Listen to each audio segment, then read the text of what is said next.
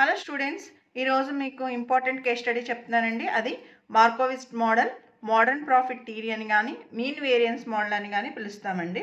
ఇందులో మనం క్యాలిక్యులేట్ చేసేది ఏంటంటే స్టాండర్డ్ డీవియేషన్ వేరియన్స్ క్యాలిక్యులేట్ చేస్తామండి.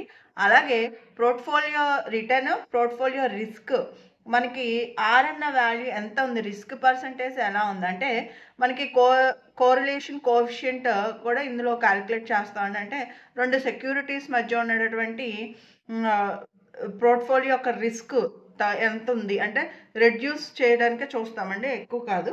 సో ఎప్పుడు కూడా ఇది 0 ఉంటే మనకి రిస్క్ లేనట్టు, -1 వస్తే మనకి రిస్క్ లేనట్టు అనమాట అర్థం. ఇక్కడ రిస్క్ అన్నది ఆర్ అన్నది. So risk of portfolio calculate చేస్తాము అండి. ఈయన 1952లో దీన్ని ఫార్వర్డ్ చేశారు. ఓకే, దీంట్లో పోర్ట్ఫోలియో ఆప్టిమైజేషన్ మోడల్ చూస్తాము. అలాగే ఈ ఎంత ఎఫిషియెంట్గా ఉందంటే మనం పెట్టినటువంటి 2 సోర్సెస్ ఉన్నాయనుకోండి, 2 ఇన్వెస్ట్మెంట్స్ కానీ వీటిల్లో మనకి రిస్క్ అన్నది ఎలా ఉంది ఏంటి. ఓకే, ఇప్పుడు ఈ మోడల్లో మనం డిస్కస్ చేద్దాము. ఇక్కడ సమ్లో చూడండి, take the stock of PQ and RS company. అంటే ఇక్కడ స్టాక్స్ వచ్చి మనకి 2 కంపెనీస్ ఉన్నాయండి, పీక్యూ అండ్ ఆర్ఎస్ అనే కంపెనీస్. ఏమడుగుతున్నారంటే given return expected from each company నుంచి ఎక్స్పెక్టెడ్ ఎలా ఉంటే probabilities of occurrence, expected returns, variance.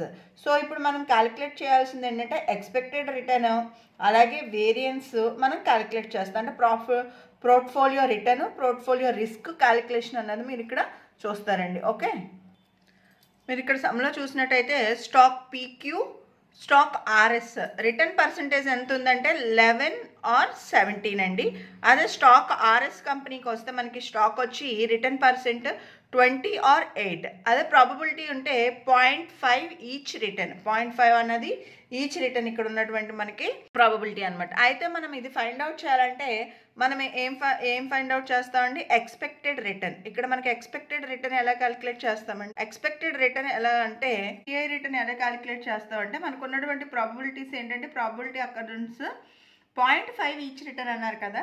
అంటే మనము ప్రతి దాంట్లో పీక్యూ, స్టాక్ పీక్యూ యొక్క ఎక్స్పెక్టెడ్ రిటర్న్ క్యాలిక్యులేట్ చేద్దాం. ఎలా క్యాలిక్యులేట్ చేస్తామంటే పిఐ అంటే 0.5 ఇంటూ ఆర్ఐ అంటే ఎంతండి స్టాక్ రిటర్న్, ఆర్ అంటే రిటర్న్ అనమాట, అంటే 11% ప్లస్ మళ్ళీ మనకి ఎక్కడి నుంచి ఉందండి స్టాక్ పీక్యూకి 17, 11 or 17.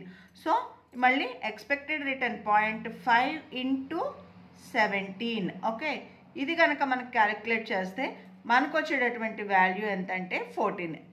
ఓకే అండి.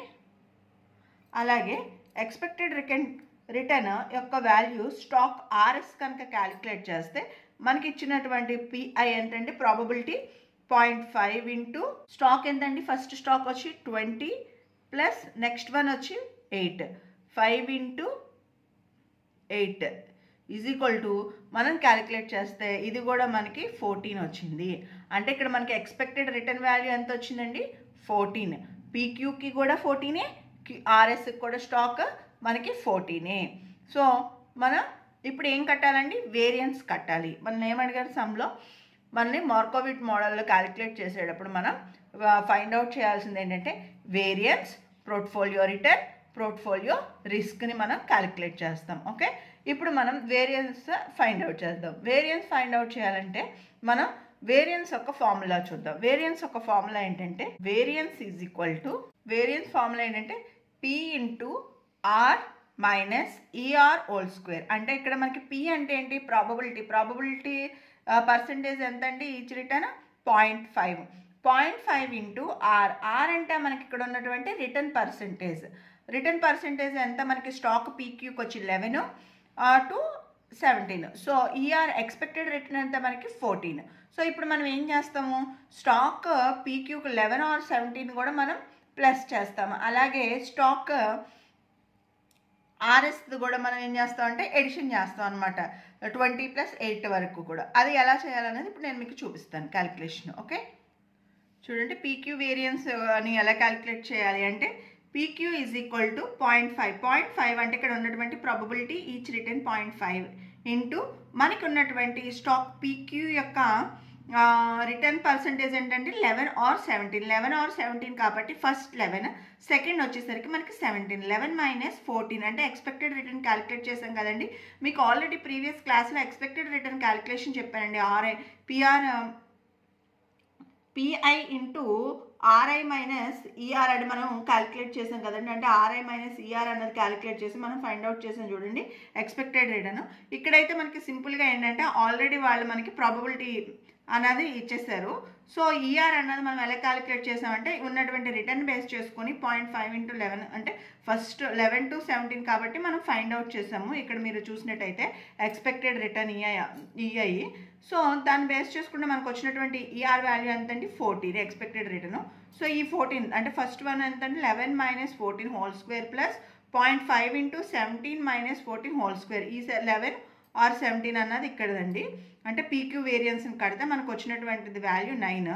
అలాగే ఆర్ఎస్ వేరియన్స్ కడితే కనుక మనకు వచ్చినట్టు వాల్యూ 36. ఎందుకంటే స్టాక్ ఆర్ఎస్ వచ్చి 20 ఆర్ 8 మనకి 20 ఆర్ 8 కాబట్టి ఎడిషన్ చేసి మనకు వచ్చినటువంటి వాల్యూ ఏంటంటే RS variance is equal to 36. ఇప్పుడు ఇది మనం ఏం చేస్తాం అంటే స్టాండర్డ్ డీవియేషన్ అంటే ఫార్ములా ఏంటంటే sigma is equal to square root of variance అనమాట. మనం స్టాండర్డ్ డీవియేషన్ ఫార్ములాకి సబ్స్టిట్యూట్ చేస్తామండి. Standard deviation is equal to sigma is equal to square root of variance. Okay, so ఇప్పుడు మనం ఈ ఫార్ములాలోకి వెళ్తే కనుక this implies PQ is equal to square root of 9 is equal to ఎంతండి 9 అంటే 3 ఇంటూ 3 9 కాబట్టి ఇక్కడ 3 వస్తుంది.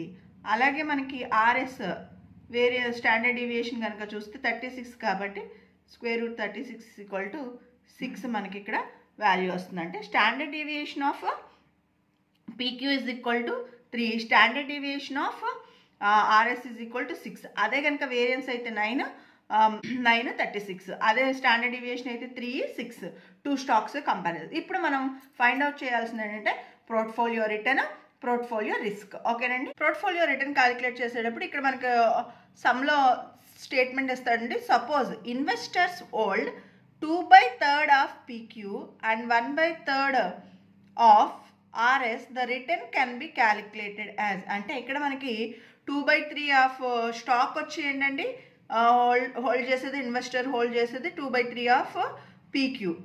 అలాగే RS వచ్చి 1/3 ఆఫ్ ద ఇన్వెస్టర్స్ హోల్డ్ చేసేటటువంటి స్టాక్ అనమాట. సో ఇప్పుడు మనం రిటర్న్స్ అన్నది ఎలా ఉంటుంది క్యాలిక్యులేట్ చేయాలి. సో ఇది క్యాలిక్యులేట్ చేయడానికి అంటే return on the portfolio calculate చేయడానికి మనకి యూస్ చేసేటటువంటి ఫార్ములా ఏంటంటే ఆర్పి ఈజ్ ఈక్వల్ టు, ఆర్పి అంటే ఇక్కడ return on the portfolio summation n t is equal to 1 xt RT. ఇక్కడ xt అనేది ఏంటంటే proportion of total portfolio invested in security 1. Okay, R1 అంటే expected return of security 1. So ఇక్కడ మనం ఏంటంటే expected return of security 1, expected return of security 1 ఎలా calculate చేస్తాం అంటే పాసిబిలిటీ 1 and 2 పాసిబిలిటీ ఎలా క్యాలిక్యులేట్ చేస్తామో మనం ఇక్కడ చూద్దాం. ఓకేనండి, ఆర్పి అంటే ఏంటంటే రిటర్న్ ఆన్ పోర్ట్ఫోలియో, ఎక్స్టీ అంటే ఏంటండి ఇక్కడ ఎక్స్టీ అంటే proportion of total portfolio invested in security. అలాగే ఆర్టీ అంటే ఎక్స్పెక్టెడ్ రిటర్న్ ఆఫ్ సెక్యూరిటీ 1. మీరు ఇక్కడ గమనించినట్టయితే possibility 1 is equal to 2/3 into 11 అంటే 2/3 అంటే పాసిబిలిటీ 1 కదా మనం చూస్తున్నాము. పాసిబిలిటీ 1 అప్పుడు స్టాక్ మనకి PQ అలాగే స్టాక్ RS వచ్చేసరికి ఫస్ట్ వన్ వచ్చి 11 PQలో, అలాగే RSలో వచ్చి ఫస్ట్ వన్ వచ్చి స్టాక్ 20. సో దాన్ని ఏం చేస్తున్నాం అంటే 2/3 ఇంటూ 11 ప్లస్ 1/3 ఇంటూ 20 క్యాలిక్యులేట్ చేస్తాం. అలాగే 2 పాసిబిలిటీ వచ్చేసరికి 2/3 ఇంటూ 17 ప్లస్ 1/3 ఇంటూ 8 క్యాలిక్యులేట్ చేస్తే మనకి రెండు కూడా ఎంత వస్తుందంటే పాసిబిలిటీ 1 పాసిబిలిటీ 2 14 వస్తున్నాయండి. అంటే మనకి రెండు కూడా ఈక్వల్గా వస్తున్నాయి possibility. Okay, so possibility returns portfolio return ఎలా ఉందంటే రిటర్న్ ఆన్ పోర్ట్ఫోలియో 1 and 2 కూడా మనకి ఈక్వల్గా ఉంది. ఇప్పుడు మనం పోర్ట్ఫోలియో రిస్క్ క్యాలిక్యులేట్ చేయడానికి వెళ్దాం. దీనికి మనం యూజ్ చేసేటటువంటి ఫార్ములా ఏంటంటే పోర్ట్ఫోలియో రిస్క్ క్యాలిక్యులేట్ చేయడానికి యూజ్ చేసేటటువంటి ఫార్ములా ఏంటంటే సిగ్మా పి అంటే portfolio standard deviation. Okay, square root of x1 square sigma 1 square plus x2 square sigma 2 square plus 2x1 x2 r 1 to sigma 1 sigma 2 అంటే ఇక్కడ మనకి portfolio standard deviation మనం calculate చేస్తాం అనమాట. అంటే percentage of total value in stock x1, percentage of total portfolio value in stock x2, అలాగే sigma 1 అంటే standard deviation of stock x1, sigma 2 అంటే standard deviation of x2, R12 అంటే coefficient of x1 and x2. Okay అండి. ఇప్పుడు ఇది మనం ఎలా calculate చేయాలి ఏంటది?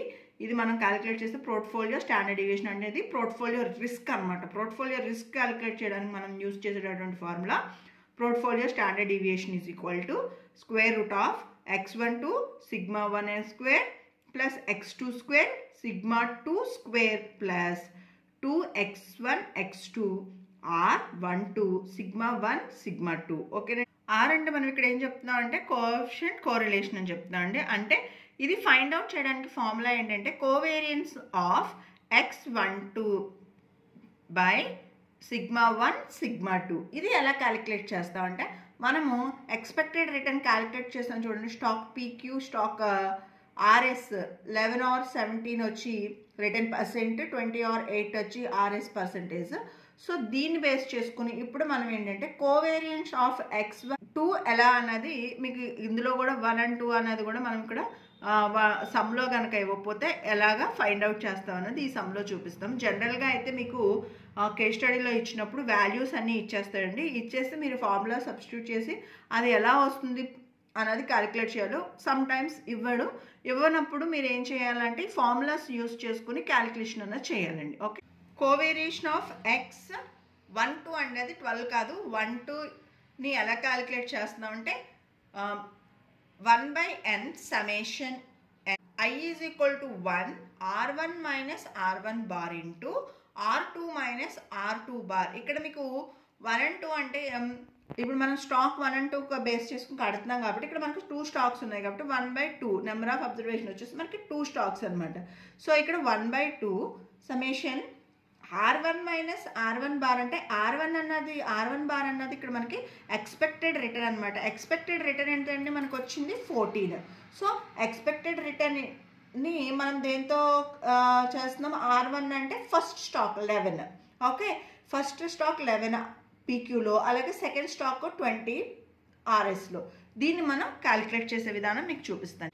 క్యాలిక్యులేట్ చేస్తే మీకు 1/2 అంటే మనకి number of observation 2 stocks 1/2 into 11 అంటే స్టాక్ పీక్యూకి వచ్చేసరికి first stock minus expected return 14 into అలాగే ఆర్ఎస్ యొక్క first stock 20 minus expected return 14 plus second stock అంటే r2 మైనస్ r2 బార్ అన్నాం కదండి ఇక్కడ ఫార్ములా ఇంటూ ప్లస్ ఇంటూ అన్నది ఇక్కడ చేస్తామండి. ప్లస్ ఇప్పుడు మనకి ఏముంది? సెకండ్ స్టాక్ అనమాట. సెకండ్ స్టాక్లోకి వచ్చేసరికి మనకి పీక్యూలో వచ్చి 17 అలాగే ఆర్ఎస్లో వచ్చేసరికి 8. ఇది కనుక మనం క్యాలిక్యులేట్ చేస్తే మనకు వచ్చినటువంటి వాల్యూ -18 ప్లస్ -18 మైనస్ ప్లస్ అలాగే -36/2. మనం మళ్ళీ క్యాలిక్యులేట్ చేస్తే కనుక దీన్ని మనకి -18 వస్తుంది. సో కోవేరియేషన్ ఆఫ్ x12 వచ్చి మనకి వాల్యూ -18. సో ఇప్పుడు మనం coefficient correlation r is equal to లో మనకు ఉన్న ఫార్ములా ఏంటంటే కోవేరియేషన్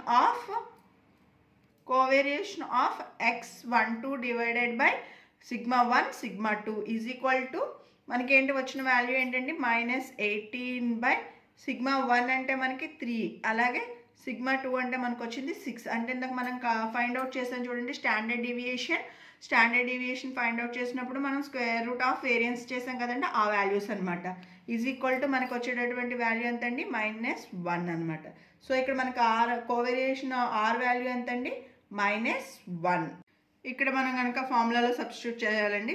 అంటే స్టాండర్డ్ డీవియేషన్ P అంటే ఇందాక మీకు చెప్పాను కదండి risk of portfolio is equal to portfolio risk find out చేయడానికి మనకు ఉన్నటువంటి వాల్యూస్ ఏంటన్నది మనకి x1 అంటే స్టాక్ యొక్క 2/3 ఇచ్చారు చూడండి షేర్ యొక్క వాల్యూ x1 అంటే అది 2/3 హోల్ స్క్వేర్ ఇంటూ సిగ్మా 1 అంటే మనం ఆల్రెడీ ఫైండ్ అవుట్ చేసాము 3 స్క్వేర్ అనేసరికి ఇక్కడ 9 అండి ప్లస్ 1/3 హోల్ స్క్వేర్ అంటే మనకి ఇంతక పోర్ట్ఫోలియో రిటర్న్స్లో మనం చూసాం కదండి అందులో మనకి 2/3 ఇన్వెస్టర్ షేర్ హోల్డ్ 1/3 ఆర్ఎస్ యొక్క షేర్ హోల్డర్ ఉంది కాబట్టి అది ఇక్కడ మనం సబ్స్టిట్యూట్ చేస్తామండి x value plus 2 into x1 x2 అంటే మనం 2 ఇంటూ 2/3 1/3 అనేసి ఇక్కడ నోట్ చేస్తాను. ఒకసారి చూడండి, సబ్స్టిట్యూట్ చేస్తాను వాల్యూస్ అన్నీ కూడా మీకు అర్థం. మన దగ్గర ఉన్నటువంటి వాల్యూస్ అన్నీ కూడా సబ్స్టిట్యూట్ చేస్తే మీకు ఇక్కడ ఫార్ములాలో సబ్స్టిట్యూట్ చేస్తే మనకి 0 వస్తుందండి. అంటే ఇక్కడ పోర్ట్ఫోలియో యొక్క రిస్క్ ఎలా ఉందండి, √0 వస్తే కనుక రిస్క్ అన్నది 0 అనమాట. అంటే మనకి సెక్యూరిటీస్ అన్నది కూడా ఏంటంటే నెగిటివ్గా రిలేట్ అయ్యింది కాబట్టి మనకి రిస్క్ అన్నది నిల్ అనమాట. ఇది మనం ఎక్కడ ఫైండ్ అవుట్ చేసాం, కోవేరియేషన్లో -1 అక్కడే వచ్చింది కాబట్టి ఇది అక్కడే మనకి సెక్యూరిటీస్ అన్నది నెగిటివ్గా రిలేట్ అయ్యింది కాబట్టి ఇక్కడ మనకి రిస్క్ అన్నది చాలా తక్కువ అన్నది మనం ఫైండ్ అవుట్ చేయొచ్చు. I hope you understood. Thank you. Bye.